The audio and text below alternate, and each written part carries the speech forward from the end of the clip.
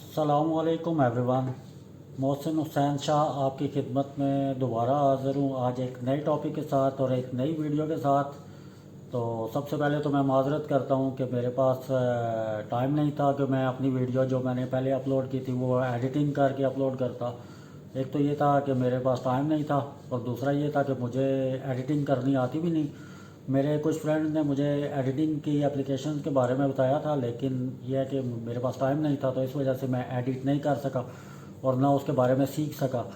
तो इसलिए बगैर एडिटिंग के मैंने वो वीडियो अपलोड किया और मतलब जब तक मेरे पास टाइम नहीं है तो बगैर एडिटिंग के ही अपलोड करूँगा। लेकिन यह है कि मकसद यह है कि मैं ज़्यादा से ज़्यादा इन्फॉर्मेशन सब तक पहुंचा सकूं। तो आज की जो वीडियो है उसका टॉपिक ये है कि मैं आपको बताऊंगा अबू धाबी सिक्योरिटी जॉब के रिलेटेड। जो लोग आना चाहते हैं अबू धाबी सिक्योरिटी जॉब में, उसकी रिक्वायरमेंट्स और क्वालिफ़िकेशन के बारे में बताऊंगा कि उसके लिए आपको आपके पास कितनी क्वालिफ़िकेशन हो और उसके लिए क्या रिक्वायरमेंट्स होती हैं और उसकी सैलरी कितनी होती है और मतलब यहाँ का इसके बारे में पूरी डिटेल देता हूँ आपको।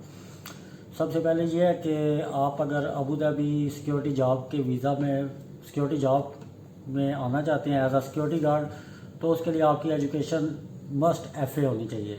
ठीक है, क्योंकि ये यहाँ की रिक्वायरमेंट है कि मिनिमम एजुकेशन जो है वो इंटरमीडिएट एफ़ए लेते हैं यहाँ पे। और जो आपकी डिग्री हो वो आपके वहाँ के लोकल एजुकेशन बोर्ड और फॉरेन ऑफिस से अटेस्ट होनी चाहिए और उसके बाद यूएई एम्बेसी जो आपकी मुतलका कंट्री में है उससे अटेस्ट होनी चाहिए। अच्छा, पहले आपको एक बात और क्लियर करता हूँ कि मेरी यहाँ पे काफ़ी सारे लोगों से बात हुई है जो डिफरेंट कंट्री से बिलोंग करते हैं, नेपाल, इंडिया, फ़िलिपाइन और अफ्रीकन कंट्री से, जो यहाँ पे सिक्योरिटी गार्ड हैं हमारे साथ। तो उनसे मेरी बात हुई है तो तकरीबन ये जो क्वालिफ़िकेशन और रिक्वायरमेंट्स है तकरीबन हर कंट्रीज़ में सेम ही हैं। तो आप बेशक इंडिया से अप्लाई कर रहे हैं या किसी और कंट्री से अप्लाई कर रहे हैं, ये तकरीबन क्वालिफ़िकेशन और इसकी रिक्वायरमेंट्स सेम ही हैं। तो एजुकेशन एफ़ए होनी चाहिए। दूसरे नंबर पे आपकी हाइट जो है वो मिनिमम 5 फुट 7 इंच होनी चाहिए और तीसरे नंबर पे आपका वेट जो है वो मिनिमम 65 केजी होना चाहिए। और चौथे नंबर पे सबसे इम्पोर्टेंट जो है वो आपको इंग्लिश आनी चाहिए। ठीक है, अगर आपको मतलब जो है ना इंग्लिश लिखना बोलना पढ़ना नहीं आती तो आप अबू धाबी के लिए अप्लाई ना करें, क्योंकि यहाँ आके आपके लिए प्रॉब्लम होंगी। ठीक है, क्योंकि यहाँ पे जो टेस्ट इंटरव्यू वगैरह होते हैं वो सारे इंग्लिश में होते हैं, तो जो लोग इंग्लिश नहीं बोल सकते या नहीं समझ सकते वो यहाँ पे फेल हो जाते हैं और उन्हें रिपोर्ट कर देते हैं यहाँ पे।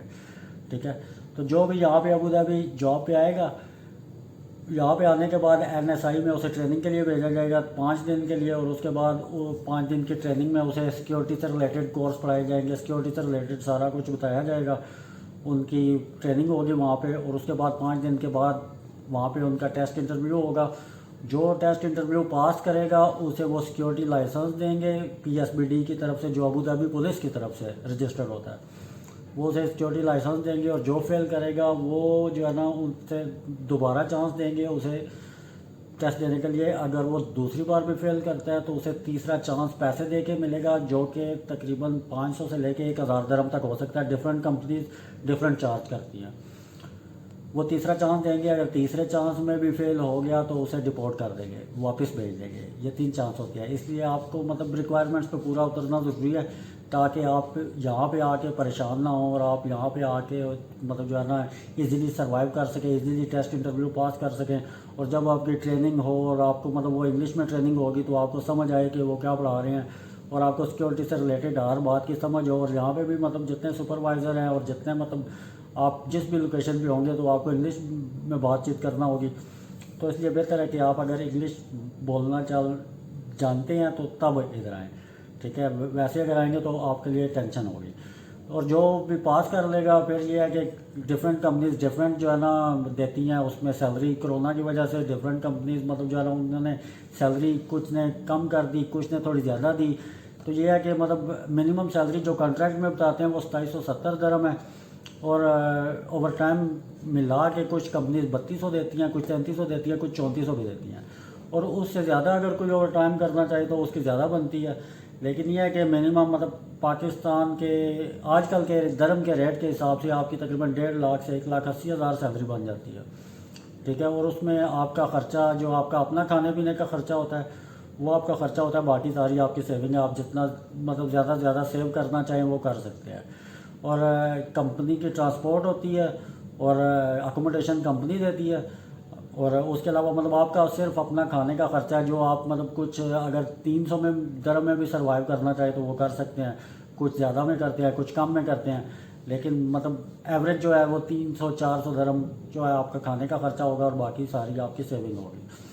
तो मैंने ज़रूरी समझा कि जो मुझे इन्फॉर्मेशन है मैं आप तक पहुँचाऊँ। और इसके अलावा अगर किसी को कोई सवाल पूछना है तो वो कमेंट में पूछ सकता है, मैं इंशाल्लाह जवाब दूंगा। अपना ख्याल रखिएगा। नेक्स्ट वीडियो में मैं आपको दुबई सीरा के मतलब बताऊंगा कि दुबई की क्या रिक्वायरमेंट है और दुबई में मतलब आप कैसे आ सकते हैं।